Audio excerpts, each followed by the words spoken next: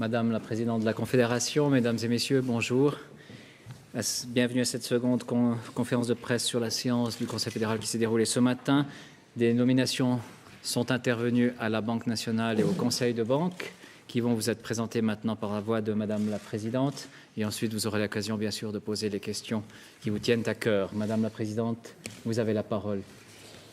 Geschätzter Herr Vizekanzler, geschätzte Herren Präsidenten, Herr Direktor, geschätzte Damen und Herren, wir haben heute Morgen die verschiedenen Wahlen für den Bankrat und für das Direktorium der Schweizerischen Nationalbank vorgenommen im Bundesrat.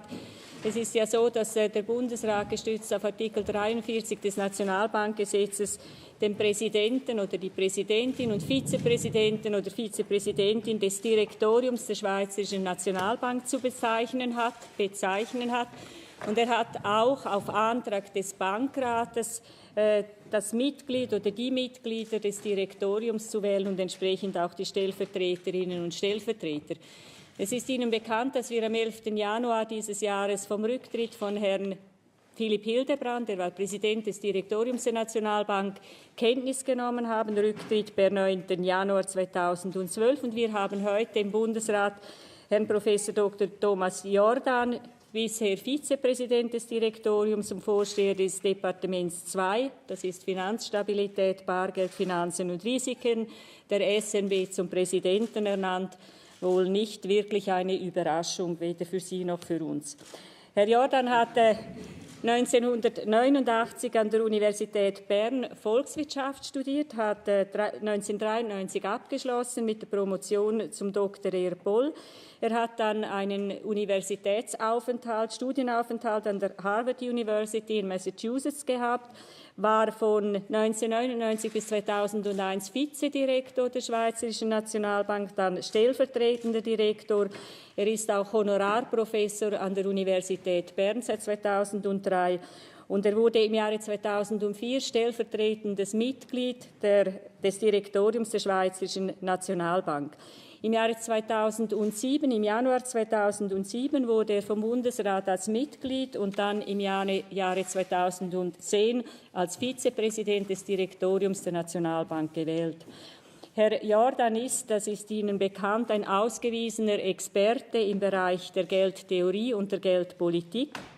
Und der Bundesrat hat ihn aus Überzeugung und mit Freude heute zum Präsidenten der Nationalbank, des Direktoriums der Nationalbank, das ist die richtige Bezeichnung, gewählt.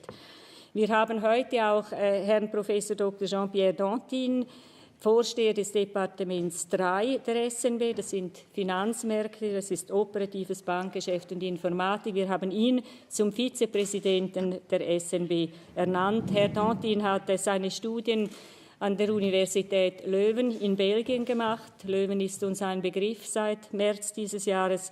Er hat dann ein Doktorat in den USA gemacht und war von 1980 bis 2009 Professor für Makroökonomie und Finanztheorie an der Universität Lausanne. Er war seit der Gründung 2006 dabei und dann bis 2009 Direktor des Swiss Finance Institutes. Auf Anfang Januar 2010 wurde er zum Mitglied des Direktoriums der Schweizerischen Nationalbank gewählt und wir haben ihn heute zum Vizepräsidenten gemacht.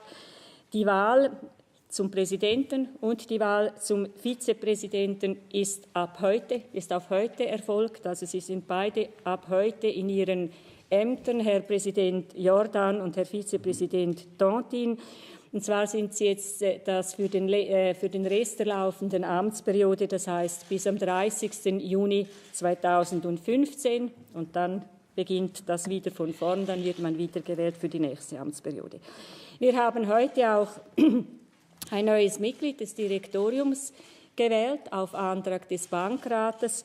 Es ist Dr. Fritz Zurbrügg, er ist Direktor der Eidgenössischen Finanzverwaltung. Er ist heute zum Mitglied des Direktoriums der Nationalbank ernannt worden. Herr Zurbrügg hat seine Matura in Rom gemacht, an der Schweizer Schule in Rom, hat dann Wirtschaftswissenschaften in Bern studiert und hat 1989 doktoriert und mit Dr. Erbol abgeschlossen. Er ist 1989 in die Finanzverwaltung eingetreten als wissenschaftlicher Mitarbeiter, war dann 2 Jahre als Ökonom in der Afrika-Abteilung des Internationalen Währungsfonds tätig, ist dann wieder zurückgekehrt in die eidgenössische Finanzverwaltung und ist dann schließlich wieder zurückgegangen nach Washington zum IWF und hat dort zuerst als Berater des Exekutivdirektors gewirkt und war schließlich dann von 2002 bis 2006 Exekutivdirektor im IWF. Er hat 2006 die Leitung der Abteilung Finanzplanung, Budgetrechnung und Finanzausgleich in der eidgenössischen Finanzverwaltung übernommen und wurde dann im Jahre 2010 zum Direktor der Finanzverwaltung gewählt. Also er ist noch nicht so wahnsinnig lange, amtsmüde ist er eigentlich nicht als Direktor der Finanzverwaltung. Und ich kann Ihnen auch sagen, dass wir das bedauern, dass er ausscheidet aus der Finanzverwaltung, weil er wirklich hier natürlich einen hervorragenden Job gemacht hat. Aber wir sagen, er geht zur Nationalbank und damit bleibt er ja eigentlich in einer gewissen Weise dem Bund auch noch treu. Und es ist auch von Nutzen, wenn gute Leute auch im Direktorium der Nationalbank sind. Fritz Zurbrügg hat ausgewiesene fachliche Fähigkeiten im Bereich, der hier verlangt wird, im Direktorium der Nationalbank. Er hat Führungskenntnisse und vor allem hat er sehr hohe Kenntnisse auf dem Gebiet der Währungs- und Notenbankpolitik. Er wird seine neue Aufgabe als Direktor der Schweizerischen Nationalbank am 1. August antreten.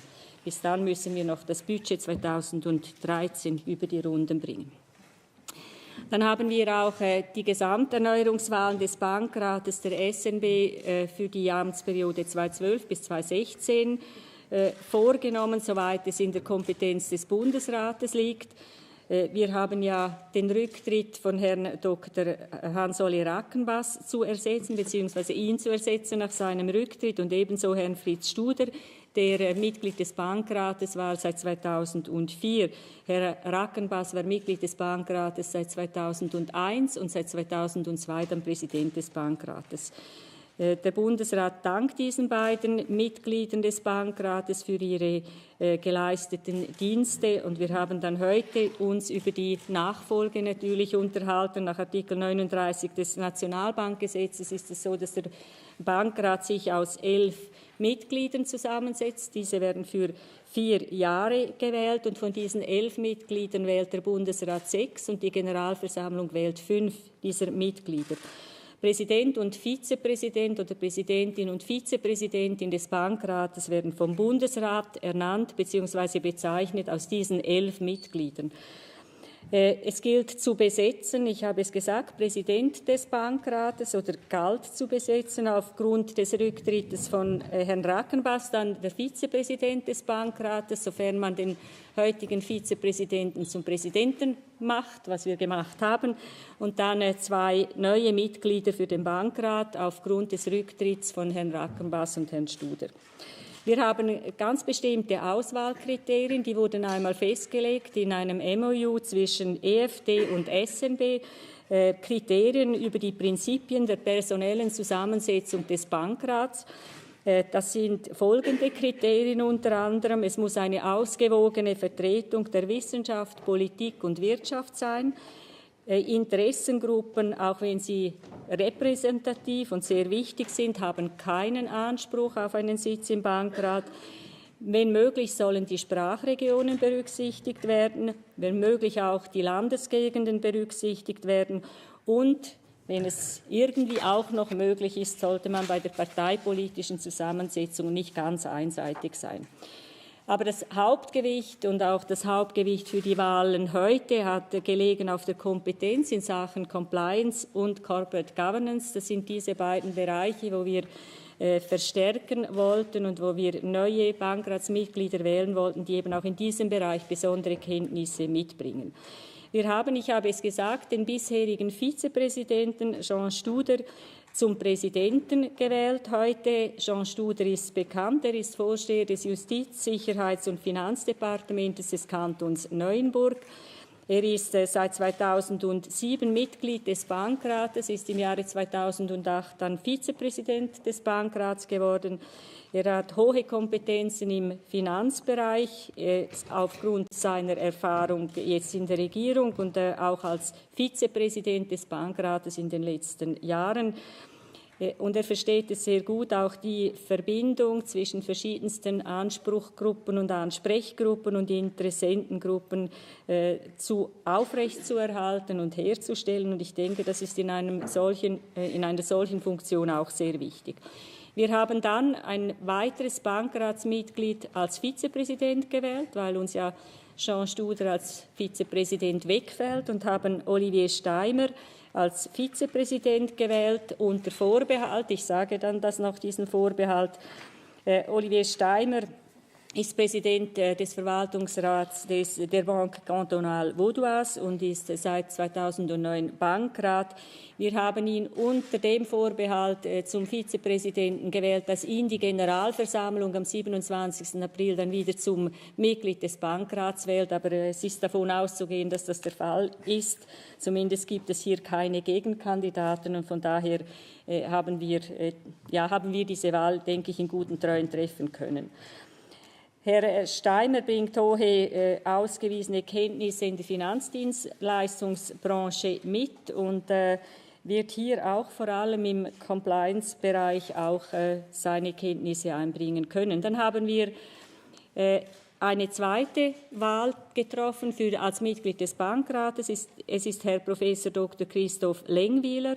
Er ist Professor und Leiter des Instituts für Finanzdienstleistungen an der Hochschule Luzern, das heißt Finanzdienstleistungen in Zug, und das gehört zur Hochschule Luzern.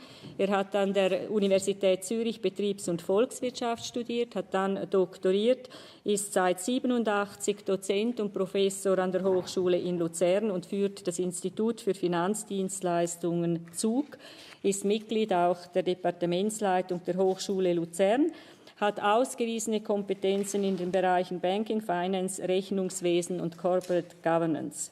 Er ist heute Leiter des Auditkomitees der Luzerner Kantonalbank und ist auch Vizepräsident und Mitglied des Leitungsausschusses in der Kantonalbank und versteht diese Angelegenheiten, diese Funktionen entsprechend gut. Dann haben wir noch ein weiteres Mitglied gewählt, also das zweite Bankratsmitglied gewählt. Das ist Herr Shelby Dupasquier. Er ist Lizök und Liz-Jur, ist als Rechtsanwalt tätig in Genf bei Lenz und Stähelin. Das ist ein bekanntes Anwaltsbüro in Genf. Er hat Betriebs- und Rechtswissenschaften studiert und hat sich vor allem mit Fragen der Überwachung, auch der Geldwäscherei auseinandergesetzt, auch mit Compliance-Fragen und auch mit Corporate Governance-Fragen. Er ist Mitglied des Verwaltungsrates, unter anderem Mitglied des Verwaltungsrates der Société du Général de Surveillance. Seine ökonomische und juristische Ausbildung und auch seine Affinität zum Finanzdienstleistungssektor waren mitentscheidend für diese Wahl, die wir heute getroffen haben. Und daneben haben wir noch bestätigt diese drei übrigen, also nicht im Sinne einer Priorisierung, aber die drei Mitglieder, die sich auch wieder zur Wahl stellen. Es ist Herr Alfredo Gysi, er ist CEO der Banca della Svizzera Italiana. Dann Frau Laura Sadis, sie ist Präsidentin der Regierung des Kantons Tessin und Finanzdirektorin.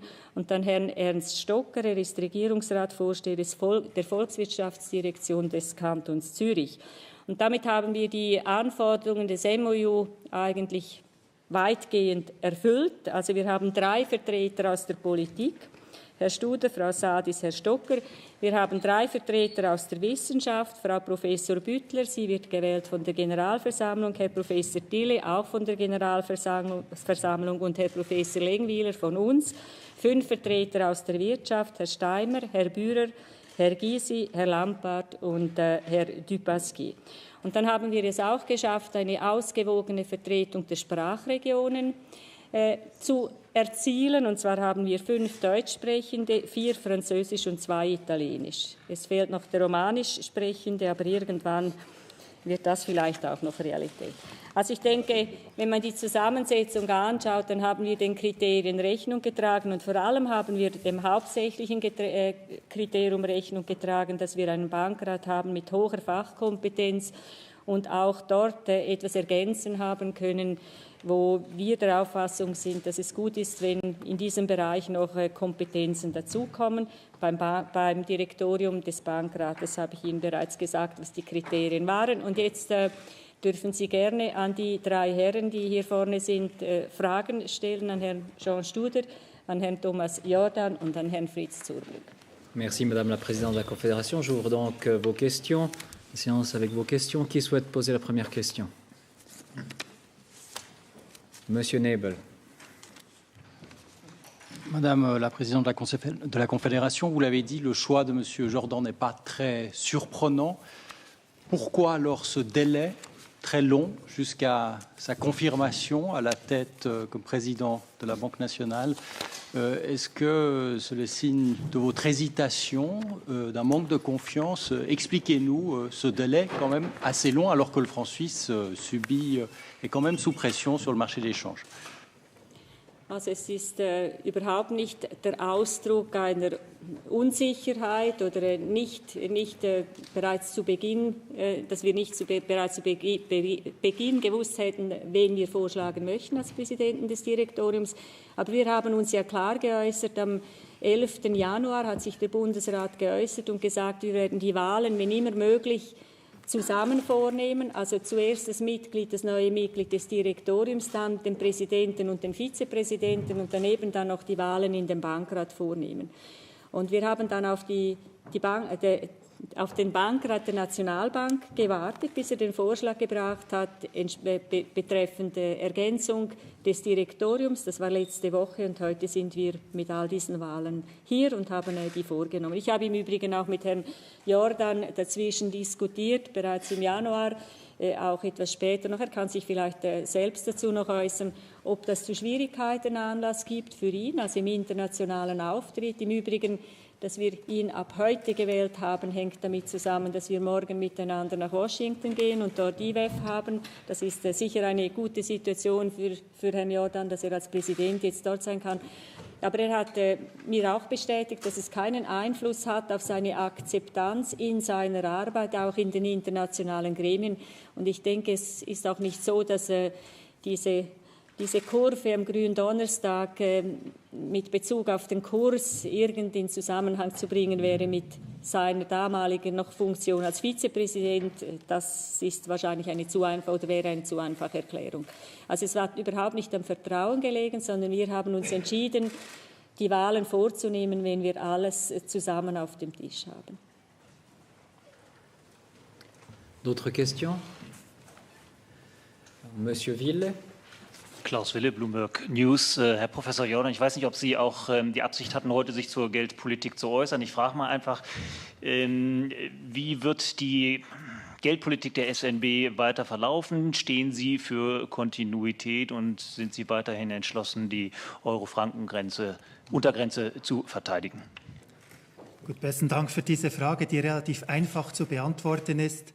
Ich glaube, nach diesen 3 Monaten als Ad-Interim-Präsident ist klar, dass ich für Kontinuität stehe. Diese Mindestgrenze für den Franken ist absolut notwendig in dieser wirtschaftlichen Situation. Und das gesamte Direktorium steht voll und ganz hinter dieser Grenze, die wir voll verteidigen werden, unabhängig, was auf den Finanzmärkten passieren wird. Madame Imsand. Question à M. Studer. Est-ce que vous allez quitter le gouvernement neuchâtelois et si oui, quand? Merci pour votre question. C'est quelque chose qui a été discuté.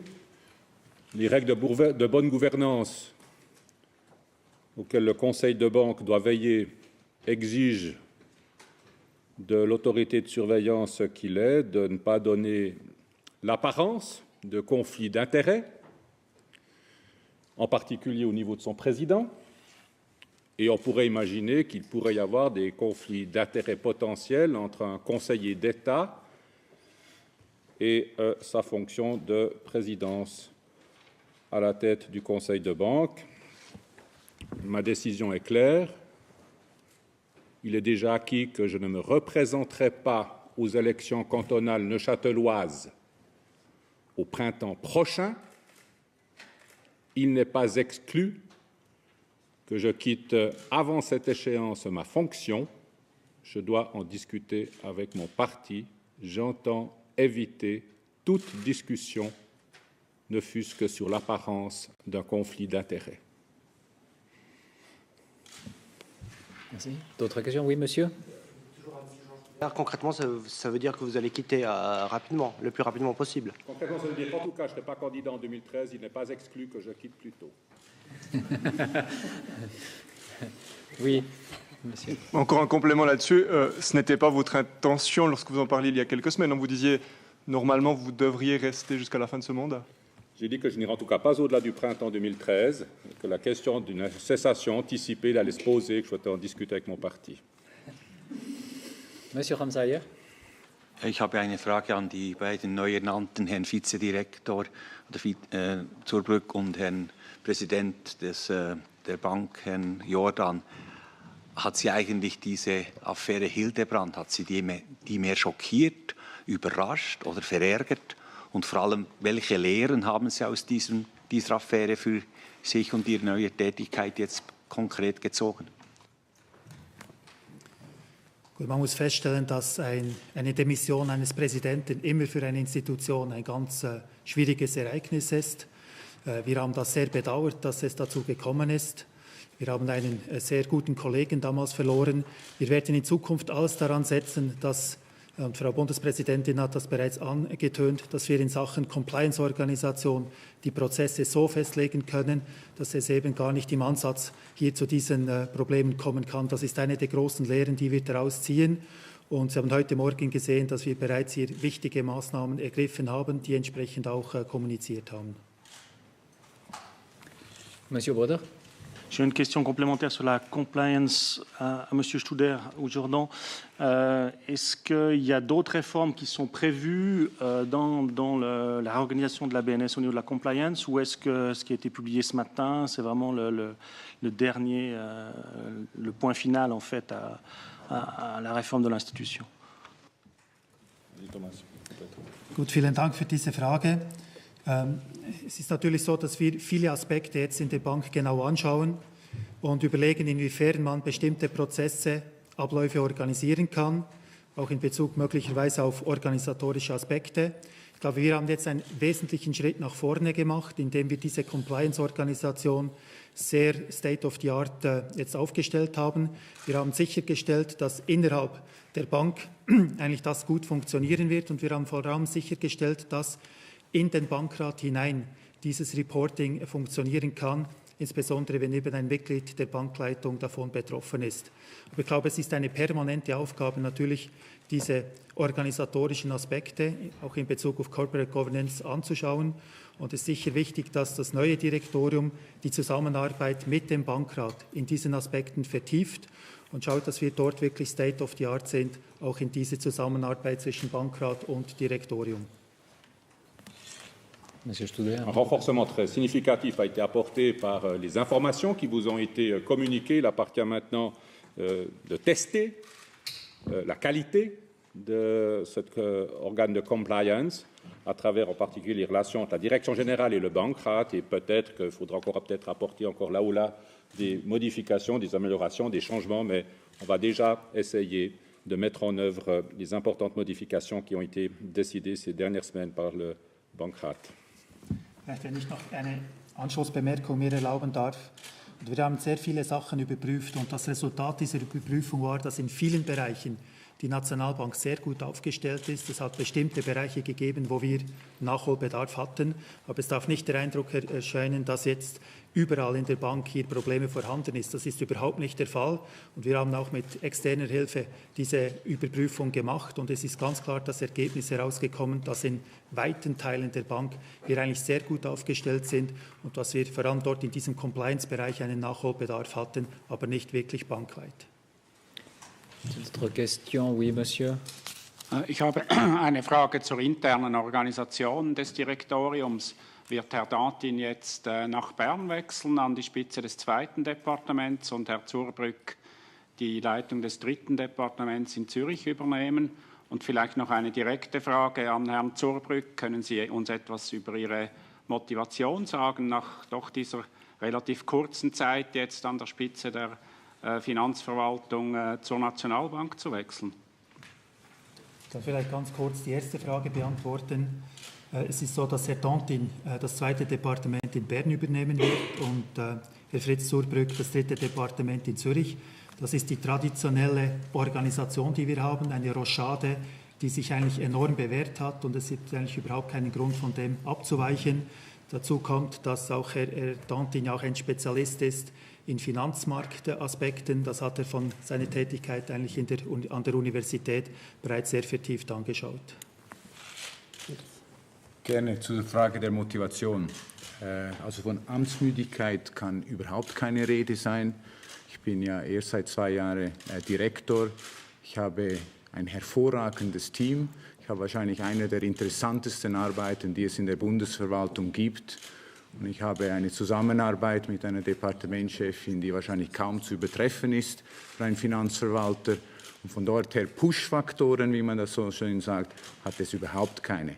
Aber wie wir alle wissen, Timing ist nicht immer perfekt und man kann es nicht aussuchen. Und diese Gelegenheit für einen Makroökonomen, der doch eine lange Zeit auch geldpolitische Fragen beim Währungsfonds behandelt hat, sehr stark auf Finanzpolitik ausgerichtet war, diese Chance jetzt auch meine Energie und Enthusiasmus für Geldpolitik einzusetzen, diese kommt nicht alle Tage und von dort her habe ich diese schwere Entscheidung doch zugunsten der SNB gefällt. Autre question, Monsieur, oui. Bitte festdrücken und sonst hört man Sie nicht. Herr Jordan, die Eurokrise ist ja noch nicht ausgestanden. Was sind aus Ihrer Sicht die größten Risiken? Ist das immer noch die Lage in Griechenland, jetzt neu in Spanien, oder sind das die unterkapitalisierten Banken? Wo müssen wir am meisten aufpassen? Ja, wir bleiben sehr wahrscheinlich noch eine längere Zeit in einem sehr unsicheren Umfeld. Sie haben das angesprochen, die Eurokrise, die ist noch nicht überwunden. Es gibt dort verschiedene Probleme, die immer wieder auftauchen können. Und das macht auch das Leben für die Nationalbank und ihre Geldpolitik natürlich schwierig. Wir haben eigentlich nicht nur eben das Griechenland-Problem, sondern es ist generell die Refinanzierungsmöglichkeiten der größeren Staaten wie Italien und Spanien. Wenn die nicht sichergestellt ist, wird es immer wieder zu Erschütterungen am Finanzmarkt kommen und entsprechend wird dann auch die Vorliebe für sichere Aktiven erneut aufflackern. Also das sind dort die Aspekte. Viele Maßnahmen wurden bereits ergriffen, ist jetzt auch die Diskussion im Währungsfonds, die eigentlich sehr stark auf dieses Problem ausgerichtet ist. Aber wir müssen davon ausgehen, dass wir noch eine längere Zeit eigentlich ein sehr schwieriges Umfeld für die Geldpolitik haben. Und deshalb ist es umso wichtiger, dass wir eben hier diesen Mindestkurs unbedingt durchsetzen, weil der ist vital auch für die Erhaltung der Preisstabilität, aber auch für die schweizerische Wirtschaft. Avec un œil sur l'heure qui avance, je pense qu'on peut prendre encore une question et ensuite passer aux interviews bilatérales. Monsieur Häfliger. Auch noch eine Frage an Herrn Jordan bezüglich Mindestkurs. Sehen Sie überhaupt eine Chance, in absehbarer Zeit diesen Mindestkurs auf über 1,20 Franken zu erhöhen? Ich glaube, es ist nicht der Punkt, jetzt über diese Frage hier zu debattieren. Der Mindestkurs, so wie er jetzt ist absolut notwendig. Wir werden ihn durchsetzen. Es ist auch so, ich muss das hier auch unterstreichen, der Franken ist immer noch überbewertet. Wir erwarten über die Zeit eine Abwertung. Von einer ökonomischen Perspektive aus gesehen haben wir eine überbewertete Währung. Und deshalb braucht es diesen Mindestkurs, um eben hier die Risiken für die Preisstabilität und die schweizerische Wirtschaft in einem bestimmten Bereich limitieren zu können. Monsieur Widmer, la toute dernière question. Noch eine Frage an Sie, Frau Bundespräsidentin, nicht ganz zum Thema Nationalbank, aber auch zum Finanzplatz. Sie werden ja Herrn Holder treffen, haben Sie gesagt, zum US-Steuerstreit. Wann wird dieses Treffen stattfinden? Was erwarten Sie davon? Und können Sie vielleicht noch die Gründe sagen für diesen Entscheid, dieser Bewilligung nach Artikel 271 des Strafgesetzbuches an die Banken zur Herausgabe der Mitarbeiterdaten? Also ich werde verschiedene Gespräche führen im Rahmen des IWF und in diesen Tagen, wenn ich in Washington sein werde. Ich werde dann nach meiner Rückkehr kommunizieren, mit wem und was der Gegenstand dieser Gespräche war. Ich denke, das macht jetzt keinen Sinn, dass ich Ihnen die Liste abgebe, was ich zu tun gedenke in Washington. Das wird sich dann zeigen. Merci Madame la Présidente. On va conclure ici pour cette partie. Monsieur Studer donnera les interviews bilatérales depuis le podium ici assis. Vous devez impérativement avoir terminé à 15 heures pour la prochaine conférence. J'ai encore 7 remarques d'ordre administratif. Je viens d'être informé que l'embargo qui avait été passé sur cette information n'a pas été respecté par les médias. Je ne sais pas si c'est vrai, si c'était correct. Je vous demande de les respecter. Ces embargos ne sont pas là pour vous embêter, mais simplement pour permettre qu'à des processus d'information interne de pouvoir se développer. Et merci de les respecter à l'avenir. Voilà. À tout à l'heure, 15 heures pour la prochaine conférence de presse. Non, mais non, je t'en prie.